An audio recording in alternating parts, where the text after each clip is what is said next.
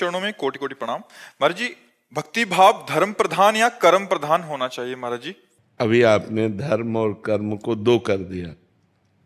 जो धर्म से कर्म होता है वही भक्ति प्रधान होता है, और जो धर्म से रहित कर्म होता है उसे कुकर्म कहते हैं, उसे अधर्म कहते हैं। अधर्म, कुकर्म, ये कभी भक्ति नहीं हो सकता। समझे? आपने जैसे प्रश्न किया कि धर्म प्रधान होना चाहिए या कर्म प्रधान होना चाहिए, तो धर्म से ही कर्म की पूर्ति होती है। जो धर्म से रहित कर्म होता है उसे अधर्म का कर्म कहते हैं, उसे कुकर्म कहते हैं, उसे पाप कर्म कहते हैं। वो कभी भक्ति हो ही नहीं सकता। धर्म से रहित कर्म कभी भक्ति नहीं हो सकता। अब धर्म किसे कहते हैं? जैसे आप किसी की पत्नी है तो आपका पति के प्रति क्या धर्म होना चाहिए।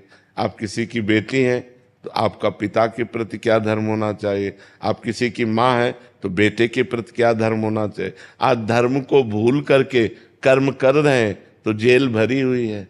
अगर धर्म से कर्म होता तो कुकर्म नहीं होता। तो धर्म से युक्त कर्म ही भक्ति है। धर्म से कर्म अलग हुआ तो वो पाप कर्म बन गया। जहां अलग हुआ तहां पाप कर्म बन गया।